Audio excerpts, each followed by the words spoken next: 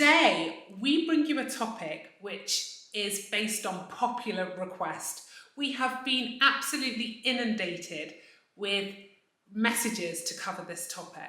In this video, we're going to cover how you can make money while you live in Portugal.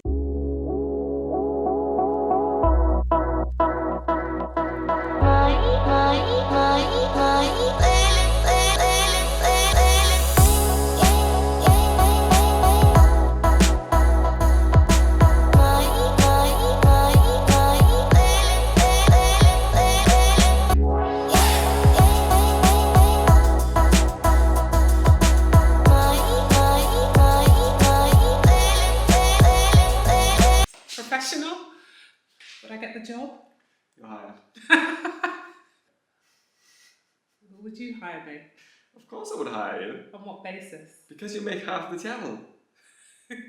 So at number one is finding yourself a remote position.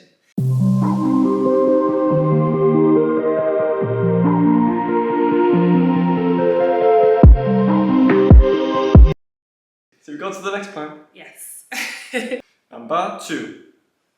So there is also, if you have a skill, so if you are very good with your language, if you are a software developer, if you are good at playing guitar,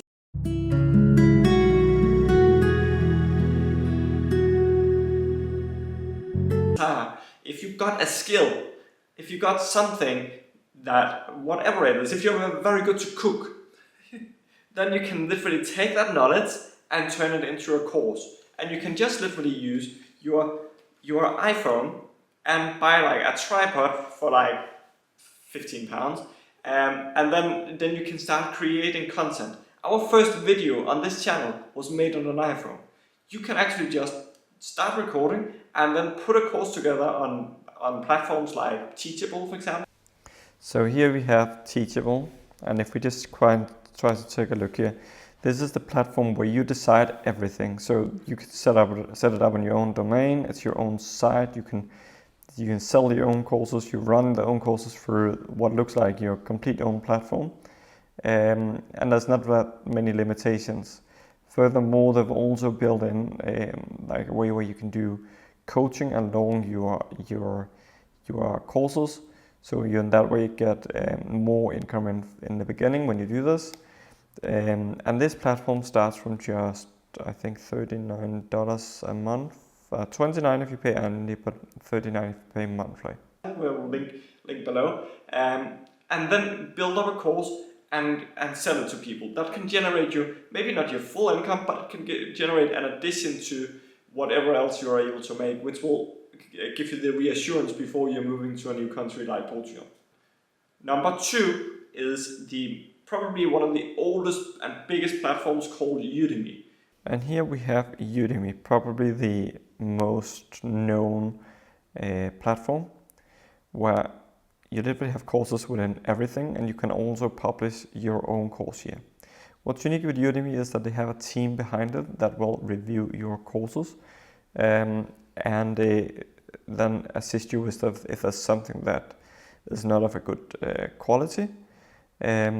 And in that way, they can sort of help you along your first journey. So if this is your first course, Udemy is a good place to start publishing.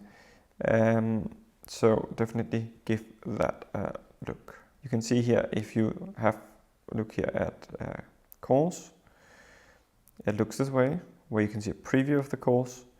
You can buy it. Normally, Udemy runs with heavy discounts, so you don't get paid very much. So you can see a €95 course here is on a campaign. The next 5 hours sold for €12. It's very straightforward. You can decide if you want a preview lesson or if you just want people to buy it first. It's a bit different because you have to share part of your profit with them. So normally it's an 80-20 or a 50-50 profit share. And then they also do some marketing of your course towards their member base. And as the third one that I would recommend you look into as a good starter is Skillshare. Skillshare is the platform where you can put up your own course and it works a bit like Netflix. So everybody just pay a subscription just like Netflix. I think it's like 10 or 15 pounds a month. Skillshare is probably the newest platform. We'll leave a link below for all of these different platforms, but basically it's like a Netflix for courses. So you can just choose a category and find courses. And if you publish courses here, the way it works is you're paid per minute. So the more people take your course, the more people that go in and watch your lessons, the more you get paid. Number 3. If you were blessed with the linguistic ability to be able to speak multiple languages, then first of all, I'm really jealous. And second of all, why not put your skills to good use and monetize them? And we showed you a site called Preply as part of our European Portuguese course, which you'll see there. If you haven't already watched it, check it out. You can also use a site such as Preply to become a teacher. And there are many other options, many other sites out there where you can sign up to become a teacher. And you can charge per hour, and the great thing is you have the complete flexibility to work hours that suit you, and you get to meet and work with a range of interesting people from different countries. And having it been on the other side of it, it's a great way to share your passions for languages with people all around the world.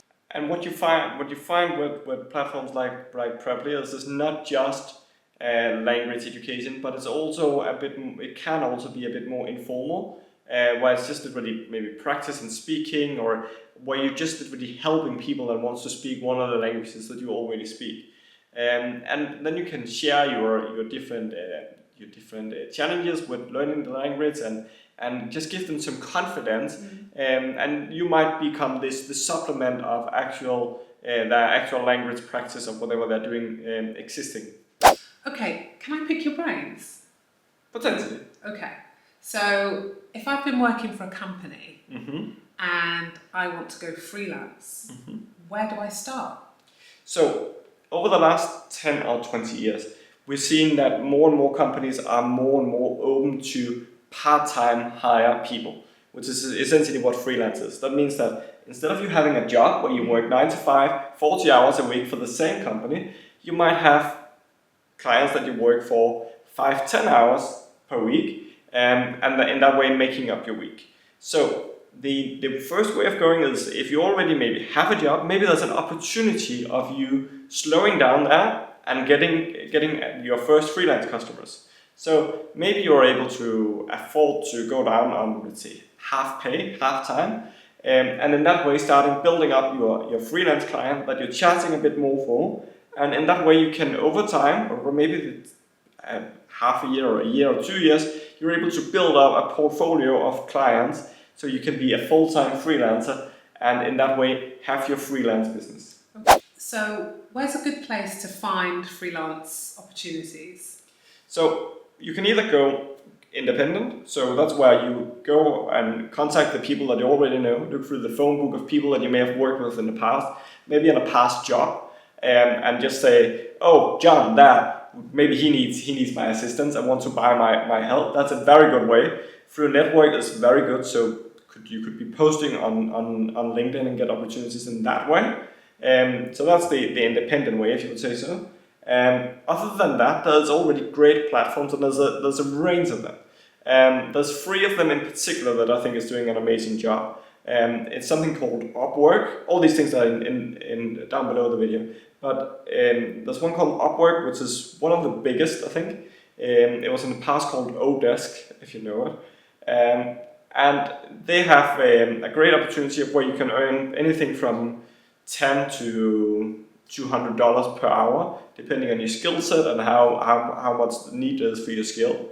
Then there's another platform called freelancer.com, which is essentially just a competitor. Not much makes a difference. And then there's the platform Fiverr with double R. Fiverr was as the name gives, where everything was sold for $5, but they have been trying very hard to get away from that. So they are essentially a competitor to both freelancer.com and Upwork. Number 5. So what if I wanted to start an online shop? Is that easy? Or what do you You do? mean in e-commerce? Yeah, in e-commerce. Well, that means that you like hard work. Okay. No, starting an e-commerce have actually become a lot easier. Not that it's easy, but a lot easier than when I first did it in 2004. There's great sites such as Shopify, and we'll have a link below, where you can literally set up an e-commerce, accept payments, put products on, and it does require you have products, but set up shipping methods using Shopify's shipping agreements to send the parcels for a reasonable price, just for like $29 a month, and you're up and going. So that have become a lot easier, but again, it's something, just like with freelance, it's something that takes some months, some years to build up, so you have a comfortable level of income, a comfortable profit. But you can look into things like drop shipping, where you're essentially first buying the product from the vendor once you have already sold it, and then they will send it directly to the customer for you, anonymously, so they can't see that it's coming from the vendor. So there's a lot of opportunity in that. I will leave some inspirational links in the below for some YouTube videos of how to get started with that as well. Excellent. But wouldn't I need to set up a website for that? Shopify already provide the website, so you buy the domain through Shopify if you don't already have it, or you link it to Shopify, and then Shopify generates the website just from you putting in the products and choose a template, and it will build your website throughout the Shopify platform. What do you do if you don't have products? There's also some great sites. You can go onto YouTube and search, for example, how to set up e-commerce just with drop shipping. Drop shipping is becoming more and more popular, and there's actually entire website catalogs of products that you can drop ship.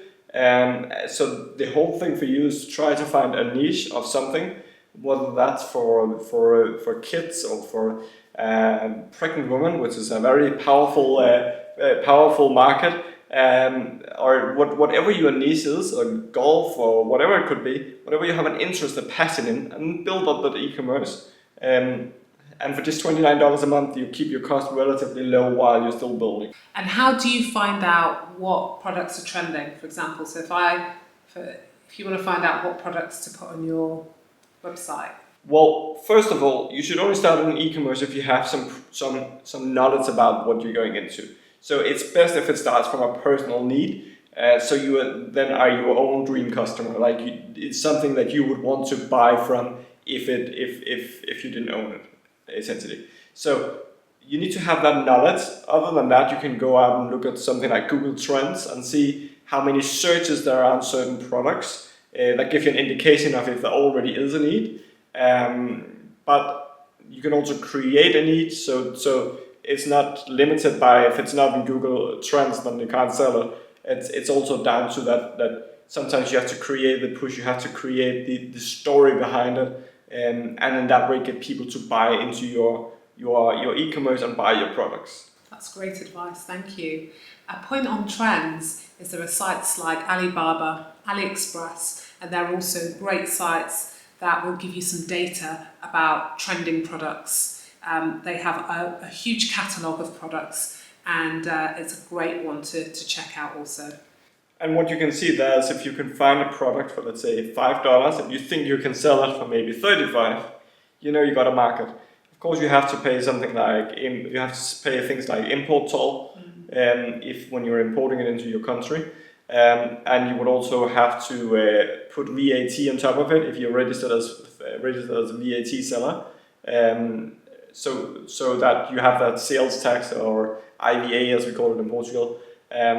So just have that in your calculations when you're looking at the products on like Alibaba, for example, because that would be without that VAT you have to add on for the region that you're selling it in. This was just the 5 things that we quickly could think of. This is just the tip of the iceberg. So much more is possible. If you already have some money in the bank, for example, you can start investing that and get returns. You could buy properties, for example, and get revenue from that. You can start your own blog that will give you a brand and give you better possibilities of selling things in the future. And there's many things you can do. But this is just to like cover some ideas of that you can probably do it as well, or you can probably put yourself in a position of being able to do it in 1 to 5 years from now. And that's the whole idea of this video. So if you're already working remote and you're just watching this to get some ideas, then please tell us how you are working remote, what kind of life that you're managing to live, so you can give our other subscribers some more inspiration on how more people can live their dream. Thanks for watching. See you in the next one.